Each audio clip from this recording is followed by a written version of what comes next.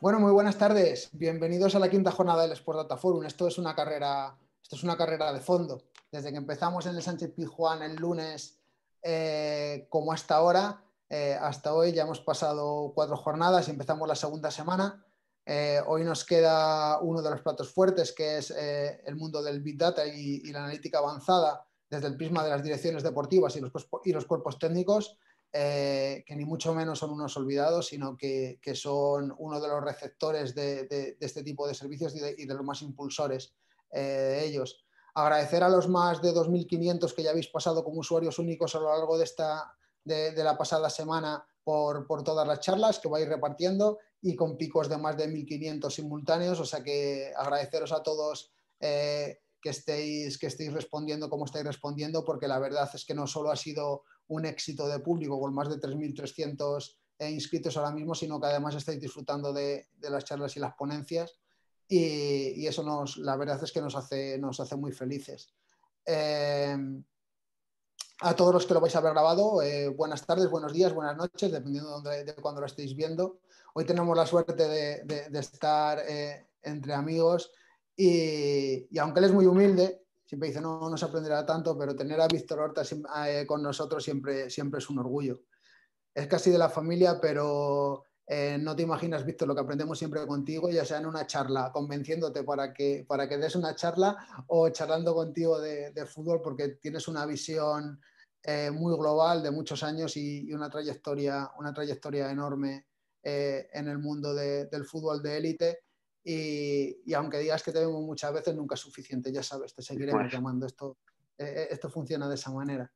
Y queríamos que nos dieras hoy una visión global, una visión 360 de la importancia de los datos en la dirección deportiva, y cuando estuvimos organizando este día estábamos convencidos de que no había nadie mejor que tú, así que como es tu casa, luego te vuelvo a presentar en la mesa redonda ya un poquito de modo más formal, pero vaya, desde el Sport Data Campus, desde todas las personas que trabajamos en el día a día, el agradecimiento enorme, no solo por hoy, sino por todo, por estar siempre ahí, siempre que te llamamos y siempre que te necesitamos. Es un orgullo tenerte, Víctor. muchas gracias a vosotros, el orgullo es mío, me siento como en casa. Estuvimos hablando mucho de esta ponencia, de centrarla solo en los datos y al final decidimos hablar de la globalidad de la metodología de una dirección deportiva y luego, porque claro, hay que hablar del Big Data y cómo incluirlo, pero como me pediste primero hacer una perspectiva absolutamente global de Eso es. todo para luego llegar a, a la nueva era que, como tú bien dices, ya 16 años en una dirección deportiva, estoy evolucionando, formándome, intentando mejorar y por eso quería hacer una charla un poquito más global y de hecho voy a utilizar el mismo documento que tiene algunos cambios porque obviamente ha evolucionado, que utilicé con Andrea Radriciani cuando me dijo por qué tenía que contratar un director deportivo cuando compró el Leeds United, así que voy a compartir el mismo con algunos variables porque de hecho hemos ido a mejor y entonces por eso voy a compartir el mismo documento. Quiero decir que esto no es la piedra filosofal, no es nada que sirva para cambiar, simplemente es como yo creo que mejor rindo desarrollando el trabajo en un club de fútbol. Pero Víctor Horta, creo que en el fútbol tiene una libertad de que hay muchos modelos de éxito. Hay clubes presidencialistas con un modelo de éxito brillante, hay clubes con manager general, con el entrenador, con unos modelos de éxito impresionantes, pero obviamente, y también viendo que estamos en Sevilla Fútbol Club, yo crecí amamantado con un mentor como Monchi, por lo tanto crecí en un modelo en el que creo que es el modelo de dirección deportiva y en el que creo que yo puedo rendir más, pero no invalido ninguno de los modelos y lo quiero decir desde el principio, porque la verdad que me parece que una de las cosas de los que nos gusta este deporte es que hasta en el campo se puede ganar como Brasil en el 70 o como Italia en el 82, que es bastante diferente, y creo que también en la gestión de clubes hay éxitos en muchos modelos, ¿no? Y yo voy a presentar, no sé si un modelo exitoso, porque ha habido a veces que sí, a veces que no, pero un modelo que por lo menos en el que yo creo y en el que me desarrollo o por lo menos creo que doy un valor añadido tanto yo como mi grupo de trabajo a los clubes. Así que vamos a empezar y os voy a compartir mi presentación. Muchas gracias, Víctor. Nosotros nos quedamos aquí, ¿vale? Miguel y yo, quitamos las cámaras para no robar protagonismo y todo tuyo, ¿vale? Estáis viendo la Ahí de lo tengo. Villa Team, Villa Dream, ¿no? Sí, perfecto. Perfecto. Muy bien, A empezamos por con ello, Víctor. una... Gracias, amigos. Parece como un poco una frase de Mr. Wonderful de Taza, ¿no? Pero creo que siempre para construir un equipo hay que construir como un sueño, como algo para llegar. La presentación es toda en inglés, pero la voy a hacer en castellano. Es un inglés sencillo de entender, así que no creo que haya ningún problema, ¿no? Yo creo que para un ciclo de éxito en un club de fútbol tienes que controlar los factores primero externos e internos. ¿Qué es más fácil? Los factores internos. Una de las cosas que yo he descubierto trabajando en el fútbol es que hay mucho enemigo dentro y ya tenemos 19 enemigos fuera, que es una liga, como para tener enemigos más dentro. Por lo tanto, creo que es una de las primeras cosas que hay que descubrir cuando estás en un equipo. ¿Quiénes son los enemigos de dentro? Por lo tanto, el control de los factores internos me parece determinante. El de los factores externos también, pero es más complicado. Lo que en su momento Johan Cruyff llamó el famoso entorno, pues prensa, aficionados, ahora redes sociales, opinión, es bastante más difícil de controlar, pero por lo menos tienes que tener un mensaje claro, directo, para que todo ese entorno pueda percibir lo que realmente estás desarrollando en el club. Obviamente, organización. Creo que el fútbol es el sitio donde menos organización hay. Hay mucha gente que se dedica a muchas cosas, incluso durante modelos de club hay algún tipo de trabajador que todos hay en todos los clubes, que es el corcho, ¿no? Que es como sobrevive, nunca se hunde. Da igual que pasen presidentes, entrenadores, directores deportivos. Por lo tanto, para mí, ser una labor organizativa en un club de fútbol es muy relevante. Conseguir que las personas desarrollen sus habilidades con sus mejores tareas para ser mejor evaluadas. Eso es un concepto fundamental de la empresa que en el fútbol nos cuesta llevar a cabo. Habilidad, tareas y así se puede evaluar bien, ¿no? Y me parece una cosa muy importante para desarrollar dentro de internamente en un club de fútbol. Luego está la legitimidad. No voy de romántico.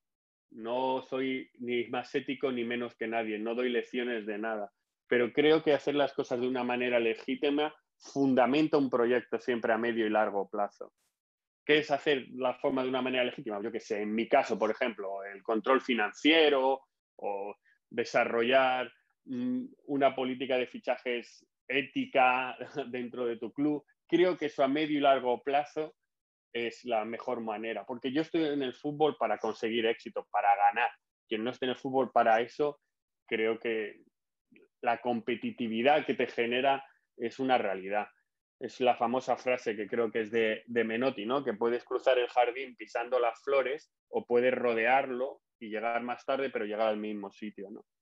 Yo creo que para fundamentar un proyecto la legitimidad a medio y largo plazo es un gran valor.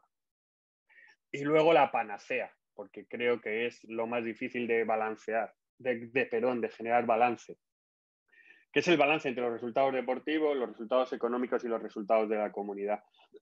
Cuando digo comunidad, siempre pongo el mismo ejemplo. Imaginaros que el año pasado hubiéramos ascendido con 7 italianos y 4 españoles, porque mi presi es italiano y yo soy español. Pues estoy seguro que los aficionados del Leeds, dentro de estar contentos, no le estarían del todo.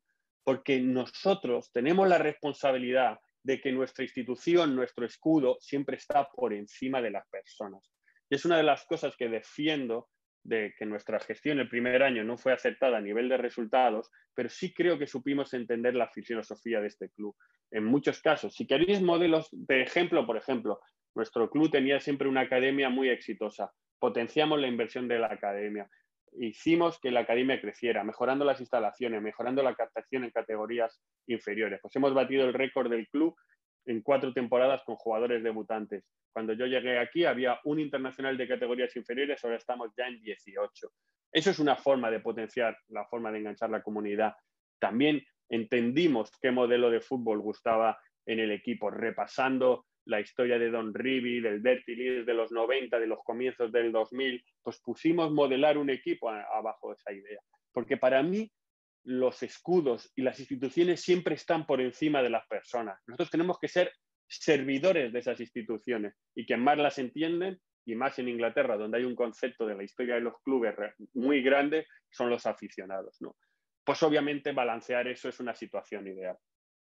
Otra frase de Mr. Wonderful, de coaching barato, que puede aparecer en una taza, pero que es una forma de que quiero describir la ambición, que es la frase que aparece debajo del slide.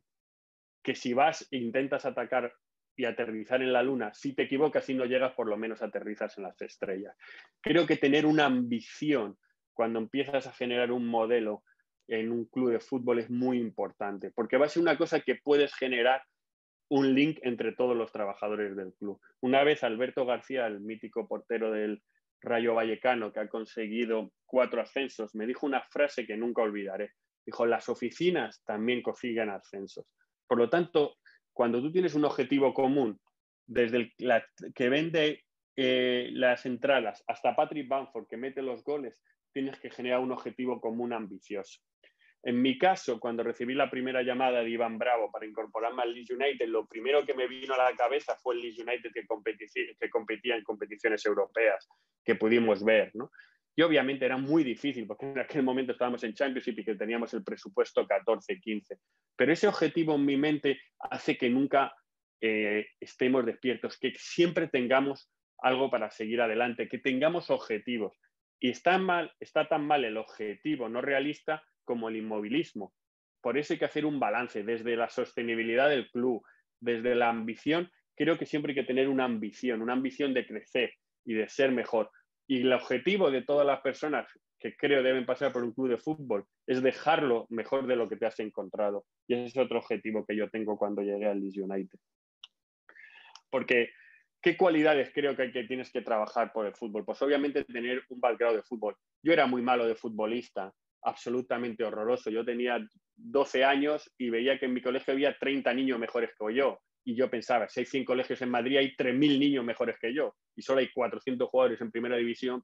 Pues esa visión realista me apartó muchísimo de ser, y que nunca lo hubiera sido, jugador profesional. Pero obviamente un jugador profesional, yo nunca seré capaz de interpretar todo lo que ellos han vivido. Por eso muchas veces me gusta rodearme, escucharles, contarme, que me cuenten historias, que me hablen de rendimiento. Eso para mí es muy importante. Pero se puede tener un background de fútbol de muchas maneras. Pues yo he sido un aficionado que iba a pedir autógrafos en los hoteles y todavía hay alguien de ese niño de 13 años que iba al Hotel Sambi de Colón a que le firmara el Racing de Santander. Pero para llenarla de un balón y llegar el viernes a casa, estudié primer nivel 1 de entrenador, donde tampoco me vi con la suficiente inteligencia emocional para desarrollar mi labor de entrenador, porque sufría mucho en la gestión de grupos, no tenía esa habilidad de gestor que tienen los entrenadores.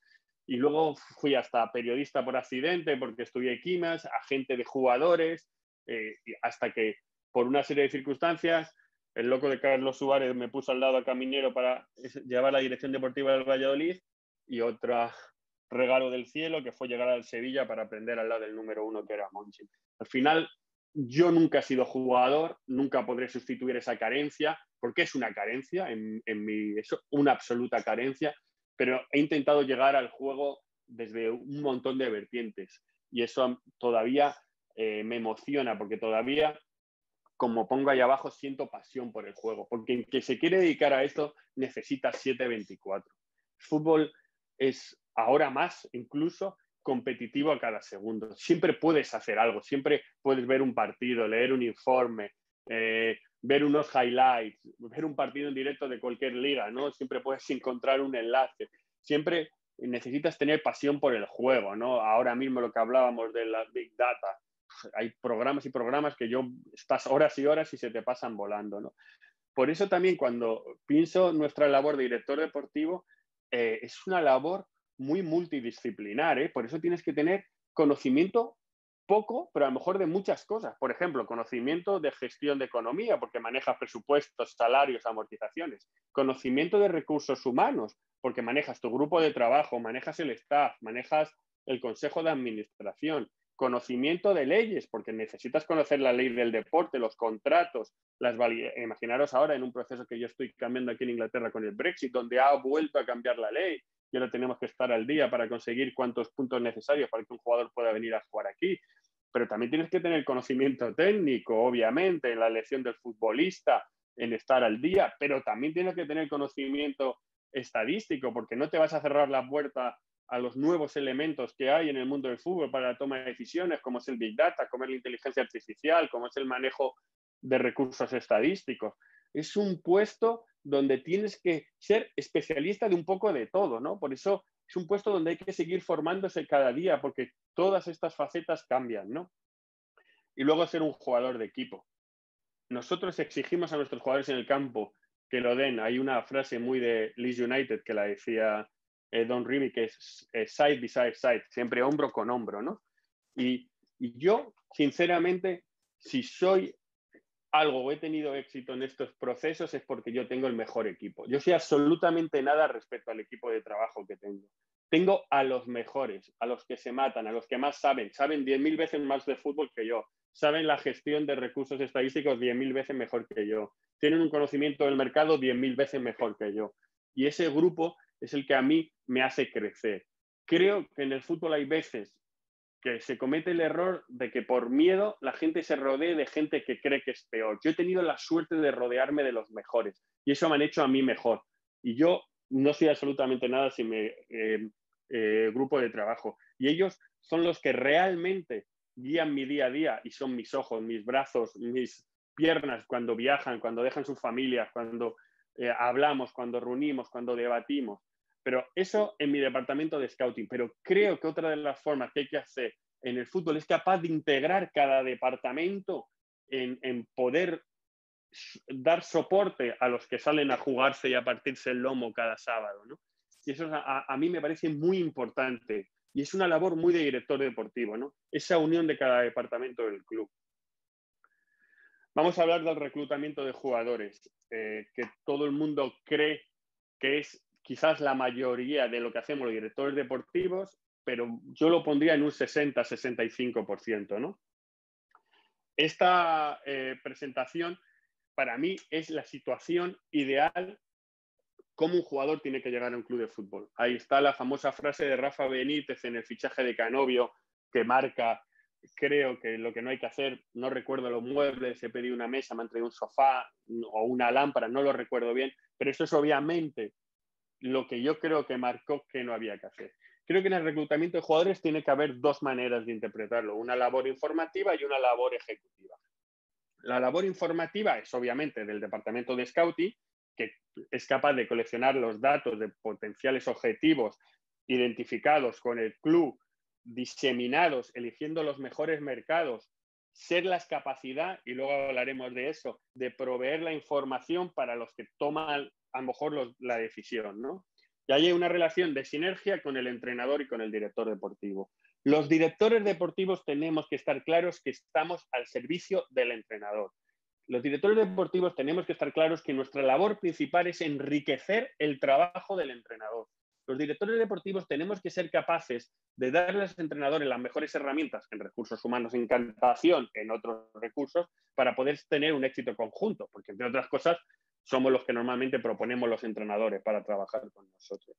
Por lo tanto, para mí, esa sinergia con el entrenador no es una reunión en mayo previa al mercado de verano, no es una reunión en diciembre previa al mercado de invierno, es un día a día del conocimiento de tu entrenador, de contactos, de conversaciones, de opiniones, de saber identificar qué jugadores realmente les puede sacar rendimiento tu entrenador, ser capaz de poner siempre eso como parte principal para el éxito, porque esa es la verdad que para mí es la forma de entender esto. Y tengo el orgullo de decir que nunca he traído a un jugador en contra de la opinión de un entrenador. Y eso realmente creo que maximiza la capacidad de que el rendimiento del jugador sea útil para tu equipo. Pero obviamente también tenemos que meter a la propiedad, en este caso director general, que yo en mi caso es una situación en paralelo, el director general corporativo y yo como director general deportivo, los dos identificamos a la propiedad. Pero yo involucro al director general, porque el director general es el club, porque aparte de la situación económica, que la conoce mejor que yo, también tiene que estar en la negociación, en el conocimiento de por qué hemos llegado a esa decisión, de por qué ha sido elegido este jugador. ¿Para qué? Para que todas estas personas director general, director deportivo, entrenador y departamento de scouting, al menos tengan la oportunidad de decir que no. No digo decir que sí, de decir que no, para que conseguir que cuando ese jugador cruce la puerta de un club, todos estemos alineados en la decisión. Luego ya sabemos cuáles son los matices de todo esto. Si triunfa es trabajo en equipo, si falla es culpa de Víctor Horta, pero eso también es parte del trabajo de un director deportivo de asumir esa responsabilidad, pero que tiene que ser capaz de que la situación ideal es que todas las personas en el club estén alineadas en la toma de decisión. Eso para mí me parece muy relevante en el reclutamiento de jugadores, porque creo realmente que es la única forma de conseguir estructuras sólidas y no muchas veces que pasa, uno lo trae el presidente porque es amigo de un agente, otro lo trae el entrenador porque lo tuvo en otro equipo, el director deportivo que tiene tocado su ego trae otro para empatar el del agente y el del presidente y el del entrenador, y eso genera plantillas que yo las llamo un poco Frankenstein, ¿no? Y por lo menos, aunque sea perder de una manera unívoca y con una decisión, entre comillas, ideal, tomada por todos los estamentos del club, desde el punto de vista ejecutivo y desde el punto de vista de la gestión de la información. Por eso, para mí, las habilidades que tiene que tener un director deportivo, obviamente, es un conocimiento del fútbol y del mecanismo de fútbol a alto nivel, lo que hemos hablado, tener conocimiento de muchas cosas, desde economía hasta recursos humanos, hasta leyes, tener la capacidad de tener fortaleza mental, porque si repasamos la palabra director deportivo, en un director, porque está en la dirección, en el consejo de administración, donde tiene que reportar, y en la otra deportivo, porque está en el césped. Antiguamente todos sabemos que eran auténticamente una beta entre el campo y las directivas de los jugadores en los 80. Por eso el director deportivo es una especie de puente que tiene que tener un pie en cada lado. Por eso tiene que tener habilidad de liderar y de generar confianza. Una vez le pregunté a un psicólogo deportivo, me preguntó un psicólogo deportivo qué era lo que más me molestaba, Imanol Ibarrondo, de mi profesión. Y yo le dije que muchas veces me sentía como un cubo de basura, porque recibía las quejas del presidente, del director general, del cuerpo técnico, del entrenador, del agente del jugador, del jefe de la academia, del jugador de la academia, del padre del jugador de la academia. Y me dijo una frase que me hizo reflexionar mucho. Dice, tú sabes que eso es mucho poder, porque si tú recibes todo eso y lo utilizas como dinamizador, como en vez de ser un cubo de basura, una fuente de generar energía, el club puede ir dinámico. Y me hizo reflexionar mucho sobre eso. Y no os digo que hay veces que me sigue cansando de esa situación, pero es verdad que tenemos una responsabilidad, que somos capaces de tener que dinamizar todo el club, porque somos normalmente las primeras personas que recibimos las llamadas. Por eso hay que ser valiente y también tener habilidad para la toma de decisiones. Y la resiliencia, que por cierto hay un nuevo concepto que me encanta, que lo recomiendo el libro, se llama Antifrágil, de Nassim Taleb, que es un nuevo concepto, porque la resiliencia era avanzar sin cambiar en los malos momentos. Pero la antifragilidad, que os recomiendo el libro, es avanzar cambiando para ser mejor. Y es una cosa que estoy leyendo ahora y que me ha impactado mucho, porque es verdad. Porque al final repasemos qué es el éxito y el fracaso en el fútbol. Sobre 20 equipos, el campeón está feliz, los dos que han tenido buen desarrollo deportivo y se han clasificado en competiciones europeas están felices, y los dos que se han salvado en la última jornada están felices. Sobre 20 equipos, normalmente 5 están felices. Por lo tanto, el 75% está en un momento crítico. Por lo tanto, ser resiliente, tener durabilidad, ser antifrágil, ser capaz de en las malas cambiar, avanzar, es una cosa que para mí es muy clave en la dirección deportiva. Y estoy a favor de muchos modelos de gestión de clubes, pero pienso muchas veces que, por ejemplo, la labor director general deportivo que hay, por ejemplo, en Inglaterra, es difícil que un director general decida cuánto vale el patrocinio de la camiseta y a las 5 de la tarde vea un vídeo y luego negocie con un chico de la academia, ¿no? Porque para mí los directores generales, como podemos ver, tienen un montón de tareas, la visión del club, los recursos humanos. Yo tengo la suerte de trabajar con uno director general extraordinario porque conoce todas las especificidades del fútbol, que para mí es clave, porque hay veces que es difícil convencer a alguien que, por ejemplo, hay que pagar el 10% a un agente por coger el teléfono. Pero son esas, y yo tengo la suerte de que mi director general conoce esas especificidades del fútbol que muchas veces se desarrollan fuera de cualquier ámbito empresarial. Y eso a mí me parece muy clave porque genera una sinergia entre el Consejo de Administración y la dirección deportiva donde nos somos comprensibles el uno con el otro, ¿no? Porque al final, ¿cuáles son las tareas de un director deportivo? Pues mejorar la política y desarrollar la política deportiva del club, identificar y recomendar un entrenador que trabaje con el equipo, obviamente, ya lo hemos hablado, proveer el consejo técnico en el reclutamiento de jugadores, ser capaz de tener una visión global de la academia. Yo no puedo decidir quién es el entrenador del sub-14, pero sí tengo que tener un contacto con la academia, entre otras cosas, como pone abajo, implementar el plan de sucesión en el lado deportivo. Si viene un lateral derecho muy bueno, pues no voy a traer otro de la misma edad, etcétera. Ser capaz de tener una visión global, a lo mejor sub-18, sub-23, pero yo también me gusta liderar dando independencia, por ejemplo, en este caso al jefe de la academia en toma de decisiones. Para mí estas son las tareas que tiene que tener un director deportivo. Obviamente un entrenador ya las sabemos. El reclutamiento. Para mí lo que hemos hablado, y siento ser repetitivo, identificar y recomendar jugadores que son buenos para tu entrenador y para tu club. ¿Cuántas veces debatimos en la dirección deportiva qué buen futbolista? No para el Leeds. Qué extraordinario jugador, no para nosotros. Eso es muy importante y a través de identificar esos candidatos, identificar el criterio relevante para la toma de decisión. Y obviamente examinar financiera y políticamente todas las ramificaciones que hay en los clubes. Pues sonará un poco extraño, pero a lo mejor hay jugadores que no han triunfado de un país en este club o que ha habido, en mi caso, pues la gran rivalidad que existe con el Man United, pues a lo mejor si viene el Man United siempre hay una cierta reticencia, ser capaz de también identificar cómo toma decisiones, que luego hablaré eso sobre minimizar riesgos en la contratación de jugadores. Y como siempre digo, tener la valentía de no solo dar un nombre, ser capaz de creer que se puede prever 3, 4, 5 nombres sin que a lo mejor el cambio de rendimiento de esa incorporación del futuro jugador sea muy relevante, porque eso te va a ayudar en las negociaciones, tener alternativas, saber que a lo mejor tu opción Dios es igual de válida que la 1, y hay casos y ejemplos que me han pasado en mi carrera, y la verdad que eso realmente es muy útil para luego también negociar y ser capaz de tener una fortaleza en la negociación, ¿no?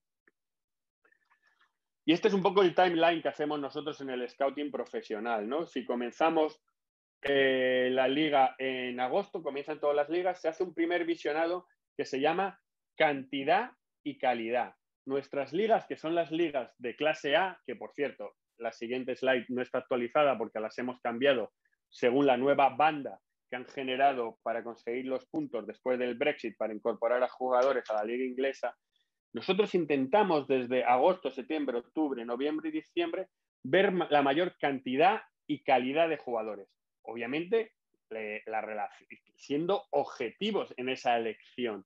Y de cada mes hacemos un 11 ideal en la relación del coste, el rendimiento, la edad, el potencial, el valor, la situación contractual, porque obviamente si tiene un contrato corto estará más disponible.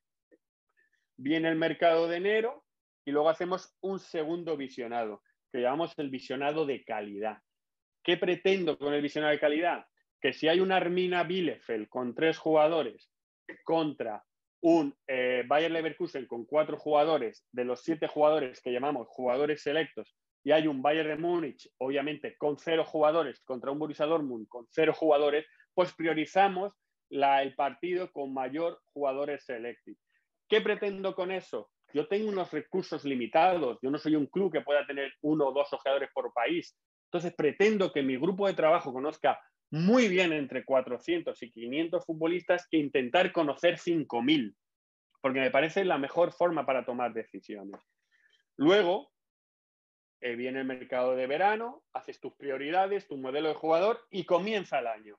¿Qué hago? Cojo esa lista de selective y, por ejemplo, Daniel James, famoso caso, si habéis visto el documental del Leeds, es algo que podrá marcar mi carrera para siempre, pues se va al Man United. Por lo tanto, sale de la lista para arriba y pasa a otra lista que es de seguimiento de jugadores que salen de la lista para arriba. Un jugador que ha tenido una lesión, en la segunda parte de la temporada se ha ido cedido, no ha rendido, pues se sale por abajo. Entonces, empezamos otra vez con esa lista de jugadores selected. ¿Y cuántos se pueden incluir al mes? Pues no muchos, chicos, 4, 5, 6, 7, a lo mejor un mes entre agosto y septiembre, porque hay nuevos equipos, 12, 14. Y seguimos en ese ciclo. Obviamente esto es una situación ideal y en el fútbol no se podrán tomar siempre decisiones teniendo un jugador que lleva siguiendo 2, 3, 4 años, por nuestro caso de Robin Koch, que lo vimos por primera vez en el Kaiserslautern, o en el caso de Rafinha, que lo vimos por primera vez en el Avaí. Hay momentos que hay que tomar decisiones por rapidez, por muchísimas circunstancias, porque el jugador a lo mejor acaba contrato, porque ha debutado, etcétera. Pero es una situación que yo reconozco ideal, ¿no? Recuerdo, por ejemplo, un caso también, el de Iván Rakitic, que Monchi fue a ver Basilea-Chelsea cuando todavía Iván estaba en el Basilea. Luego fue al Schalke y cuando se puso a tiro pudimos firmarlo. Pero, obviamente, estuvo en la lista de Selected casi 3 años y medio. Esas situaciones son situaciones ideales, que no siempre pasan, que hay veces que hay que tomar decisiones rápidas, con más riesgo, con menos tiempo. Pero, ¿qué hemos conseguido ahora? Que me parece muy importante. Antiguamente, creo que se peleaba por ser el primero. Nosotros recuerdo que mandábamos a los ojeadores a un torneo que había Paraguay, siempre cualquiera antes del sudamericano sub-20, porque ya el sudamericano sub-20 iban todos los scouts. Intentábamos ser los primeros, llegar a la información los primeros. Sevilla fuimos los primeros en tener Y Scout en España. Pusimos unas parabólicas, grabábamos todo. Recuerdo que también comprábamos a un chico de Murcia un montón de vídeos. Cuando no, parece que fue ayer, pero no hace tanto tiempo, no se daban todos los partidos en la tele. Por lo tanto, llegar a la información primero te podía ser diferente. Ahora eso ya es imposible, porque ahora creo que afortunadamente la información es libre, democrática, casi gratuita. Ahora un chico en segunda división holandesa mete un gol con 16 años y a los 2 minutos lo puedes ver en Twitter. Ahora un chico debuta en Portugal con 17 años y te enteras al minuto. Por lo tanto, ahora la clave, que eso también involucra el Big Data, es no llegar a la información, sino transformar esa información en conocimiento útil para tu club. Ser capaz de tener el mejor tamiz, ser capaz de filtrar toda esa información y gestionar la mayor útil, que es el conocimiento que te va a dar ser capaz de tomar mejores decisiones. Y esa utilidad me parece decisiva. Y claro que hay valores objetivos y subjetivos para tomar esas decisiones. Objetivo puede ser el estadístico, subjetivo, luego hablaré de él. Pero eso a mí me parece absolutamente decisivo. Me parece decisivo ser capaz de filtrar esa información para transformarla en conocimiento. Y eso me parece muy, muy, muy útil. Porque al final, cuando quieres captar un jugador, lo que pretendes es minimizar riesgos. Minimizar el riesgo técnico. Es sencillo. ¿Por qué? Porque ahora tenemos acceso a ¿cuánto? 4.000, 5.000, 6.000, 7.000 minutos disputados por este jugador. Podemos filtrar sus acciones defensivas, sus acciones ofensivas.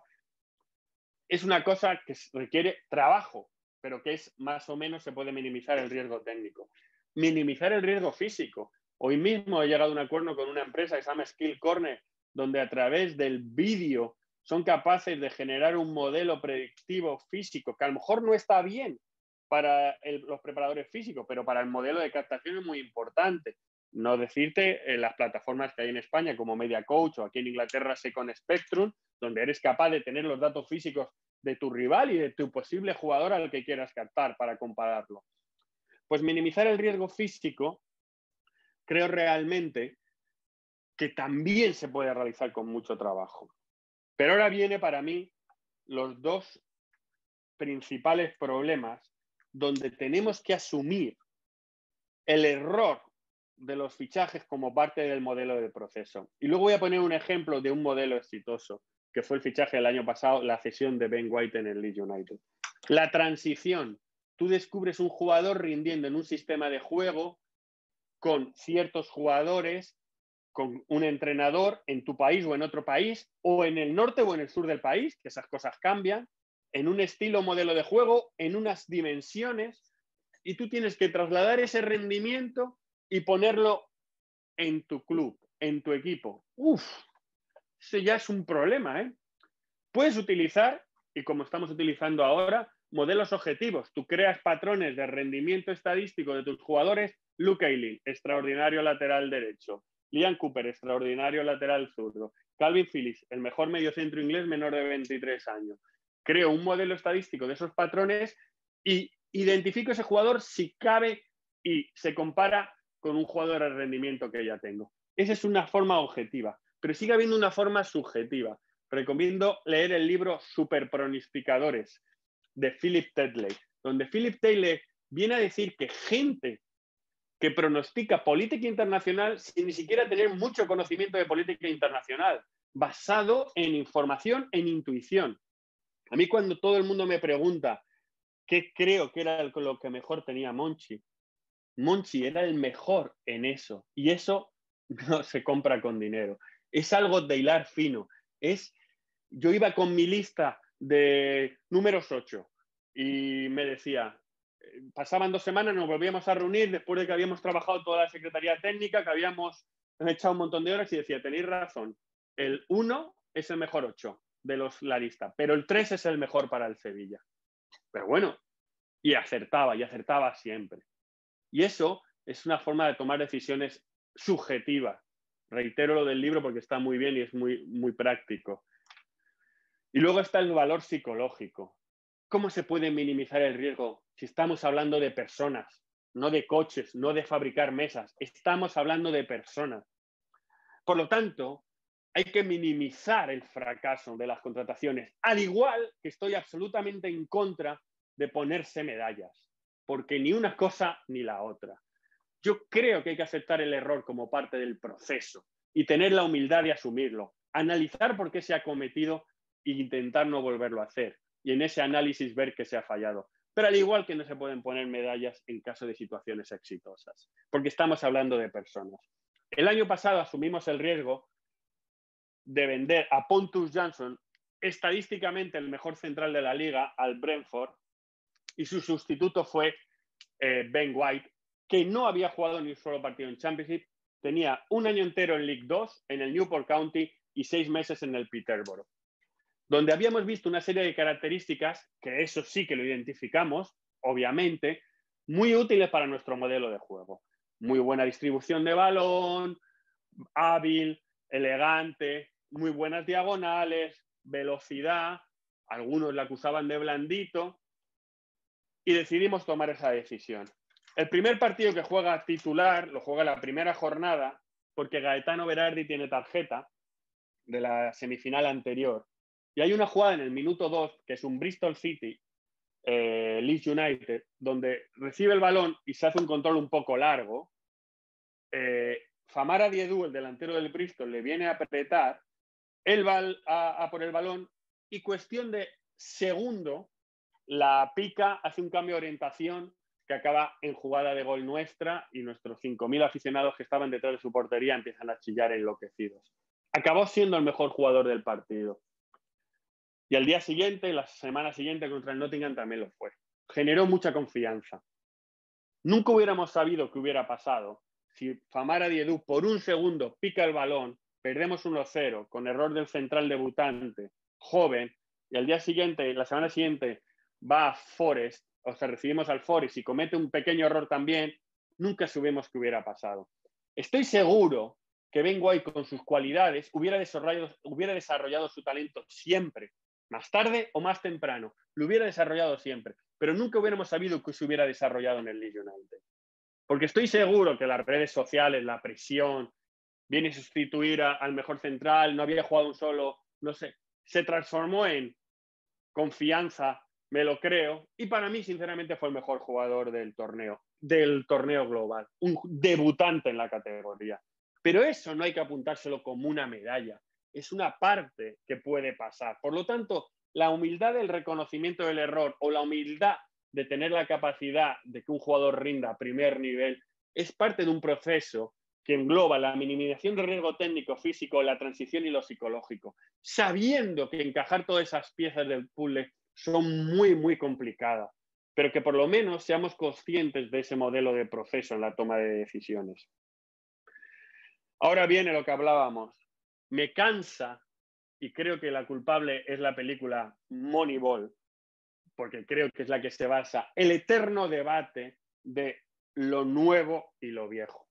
el scout antiguo del reporte, del que ve, del que apunta en la libreta, o el Big Data y la toma de decisión por proceso estadístico. Estoy cansado de esa batalla. Es una batalla en la que no creo. No me hagan elegir. Yo creo en un modelo mixto, en un modelo donde mi gente trabaja, verifica nombres que viene del modelo estadístico y nosotros también, si elegimos un número 8 y elegimos 5, vemos quién es el número 8 que más roba en campo contrario, porque eso obviamente es beneficioso para nuestro juego. Pero no creo en el modelo batalla, creo en el modelo integrado. ¿Por qué creo en ese modelo integrado? Porque al final, también sale en el libro Super Pronosticadores, cuando tú tienes una opinión global, que es la opinión de los scouts, si tú tienes de 10 a 20 a 30 scouts, el crecimiento es horizontal. No digo que no sea crecimiento, pero es horizontal. Cuando veo el dato, veo el crecimiento vertical, porque es el crecimiento desde otra perspectiva. Es una base más que voy a tomar una decisión. Nunca voy a firmar un jugador por un modelo estadístico, pero nunca voy a dejar de firmarlo por un modelo estadístico. Nunca voy a firmar un jugador porque un scout me diga que es el mejor, pero nunca voy a dejar de firmarlo porque me lo diga. Creo en ese modelo integrado, donde las herramientas que utilizo, StatsBomb, que me parece una auténtica maravilla, porque te da una estadística de modelo cualitativo, no cuantitativo, me hace tomar decisiones. Y es ser capaz de decir, si tengo que buscar un jugador para que compita con Clich el puesto el año que viene, StatsBomb me da jugadores similares. Pero obviamente sería capaz de verificarlo por el ojo humano. Al igual que, por ejemplo, CSKill o TransferLab, porque yo no puedo seguir la liga sueca y porque no tengo recursos, y pongo quiénes son los mejores jugadores sub-19 de la primera y segunda división sueca y me da 7 nombres, utilizo esos 7 nombres que lo paso por mi departamento para elegir quién puede ser destinatario. Creo en ese modelo informativo de vasos comunicantes, porque al final seamos realistas de muchas cosas. El fútbol no es un deporte de repetición, cosa que es muy importante. Hay otros deportes que sí tienen un análisis estadístico mucho más parametral. Se llevan tomando datos en serio del fútbol los últimos 10 años. Si leéis el libro La señal y el ruido de Nate Silver, uno de los creadores del Big Data, después de 100 años tomando datos del tiempo, los pronosticadores del tiempo, los hombres del tiempo se siguen equivocando. O sea, imaginaros, y son unos pronosticadores, y tienen datos, y tienen patrones. ¿Por qué? Porque hay muchos factores que hablan de eso, ¿no? Imaginaos en el fútbol que llevamos tomando datos en serio 10 años. Todavía tenemos mucho más que evolucionar. Pero eso no quiere decir que yo me tenga que cerrar al dato. Eso no me quiere decir que yo no sea capaz de utilizar patrones de éxito de mis jugadores para compararlo con jugadores que me gustan de otras ligas o de la misma liga. Eso no quiere decir que si yo elegir un portero, su porcentaje de distribución de balón con el pie es muy importante en la toma de decisión. Porque al final, si nosotros somos un equipo que construye el fútbol desde atrás, pues que el portero sepa jugar con los pies es absolutamente decisivo. Por eso creo en un modelo integrado y me cansa mucho la batalla que se alimenta desde un bando y de otro sobre una cosa y otra. Yo creo en ese modelo integrado y ese va a ser mi objetivo en la futura y próxima creación del departamento de Big Data en el Leeds United, de integrarlo de esa idea, no de ser capaz de separarlo y de que sean dos vasos comunicantes que se vayan alimentando siempre. Porque si no, nunca seremos capaces de transformar el dato cualitativo en el dato cuantitativo en cualitativo, y desde el all style nunca iremos con la libreta y las gafas y el Y-Scout para ver videoanálisis. Creo que todos tenemos que crecer verticalmente en esa toma de decisión y es una de las cosas que me parece clave en la interpretación del análisis estadístico, en la toma de decisiones, en la alineación de tus propios jugadores, en el análisis del rival. Me parece que hay que ser inteligentes en creer en un modelo mixto que sea capaz de aportarte las dos cosas. Al final, el análisis psicológico, y hablaremos mucho, si esto casi tiene una presentación aparte, es difícil de minimizar el riesgo.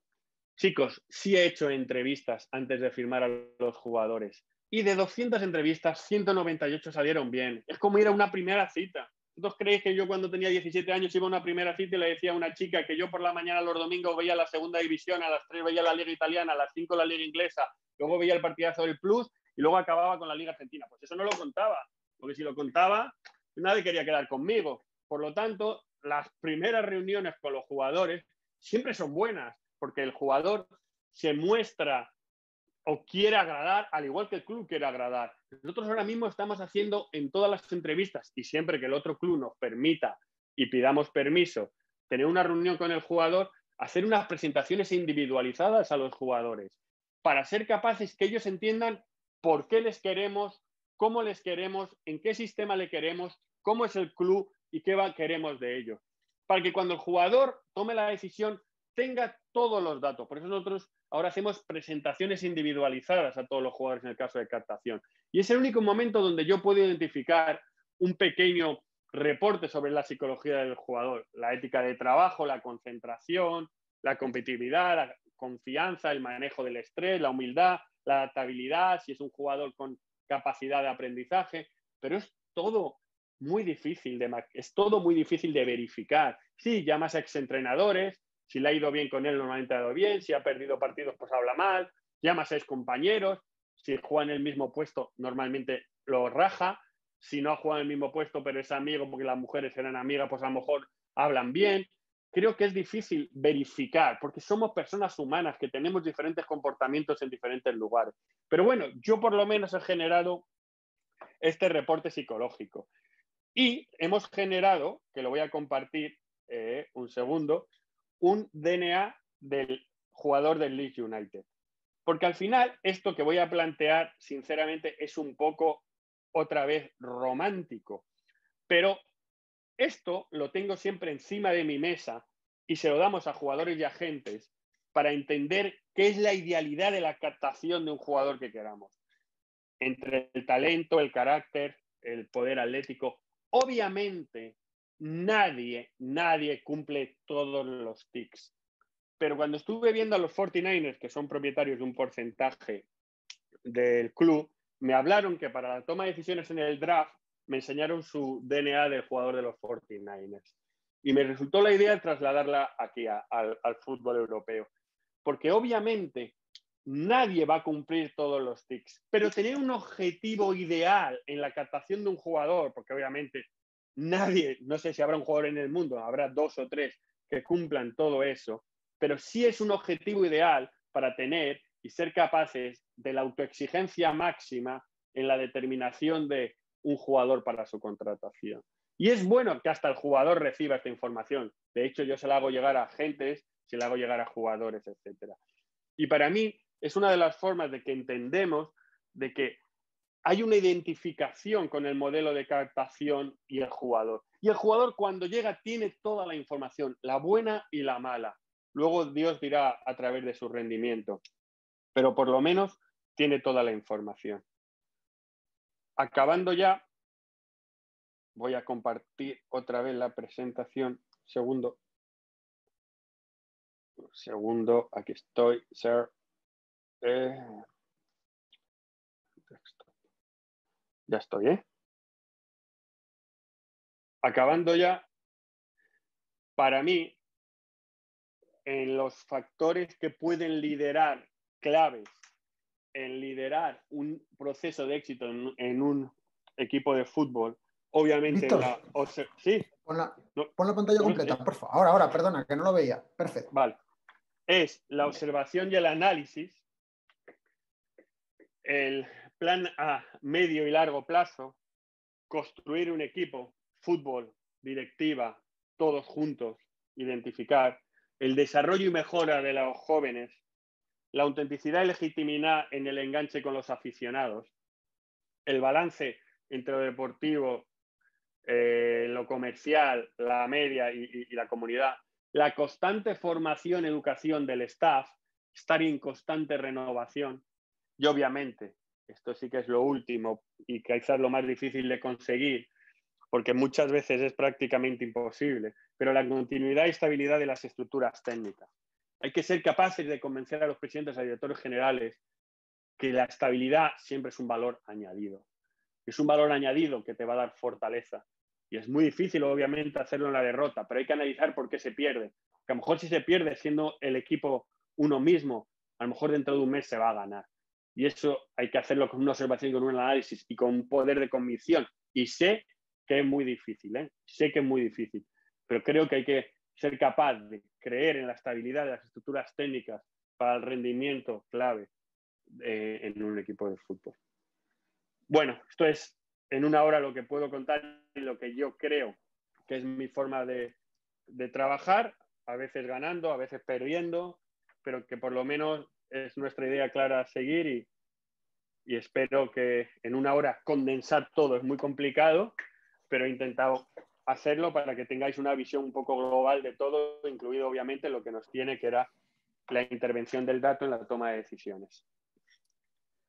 Punto 1, Víctor, muchísimas gracias. Da igual las veces que te escuchemos, tío. Esa pasión, esas ganas de compartir cada minuto es oro puro. Y la segunda, un favor personal, no pierdas el romanticismo. O sea, no pierdas el romanticismo porque hace falta, joder. Hace falta. No lo pierdo, no ¿O lo no? pierdo. Ya sabes que yo Eso, soy un tío apasionado con lo que hago y lo sé. no lo pierdo. Pero El es día que... que lo pierda me dedicaré a otra cosa. Escribir guiones de cine o otra cosa, que también me gusta. es que Pero el día que pierda la pasión por esto me iré. No sé, prometo repasar esta charla y esta clase, como por el chat estaban continuamente diciendo, por favor, vais a compartir esto. Sí, sí, tranquilos, cuando lo editemos lo compartimos porque es que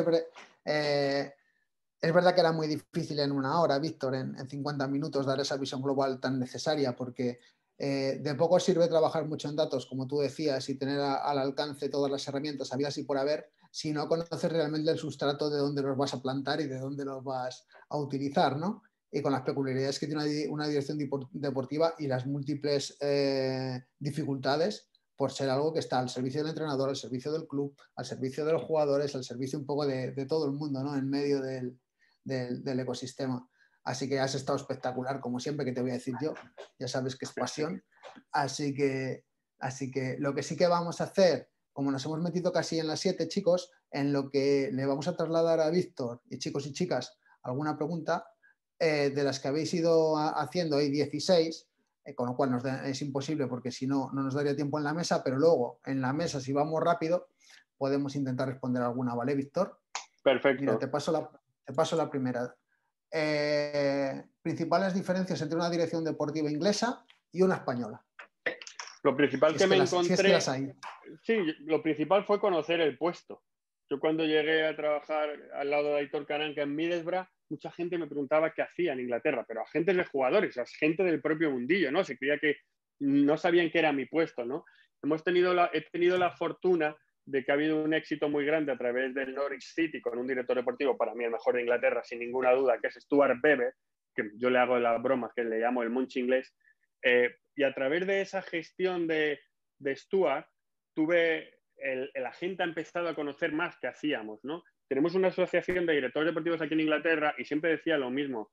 La gente en Inglaterra no sabe lo que hacemos. Y lo primero que me sorprendió, la principal diferencia, era explicar cuál era nuestra labor, cuáles eran nuestras tareas y cuáles eran nuestras responsabilidades, ¿no? Y eso para mí fue lo principal que encontré, ya que el modelo, por ejemplo, de fútbol italiano ya llevaba de los 80 con direcciones deportivas. En España, quiero nombrar a Ramón Martínez como un precursor de todas las direcciones deportivas cuando empezó en Valladolid, etcétera, etcétera. Luego ya está claro que creo que Monchi disparó todo. Y aquí, gracias a Dios, que hemos tenido a Stuart Webber en el Norwich City, que la está haciendo fenomenal, que ascendió, que yo creo que este año, si todo va bien, va a volver a ascender, y hizo descubrimientos como Puki, que por cierto también lo tuvimos en Sevilla, o Buendía, etcétera, etcétera, y que la gente ya empezó a entender qué hacíamos los directores deportivos, ¿no? Porque hasta entonces la verdad que nos costaba, y nos costaba hasta en el mundillo del mundo profesional, no solo en el aficionado, ¿eh?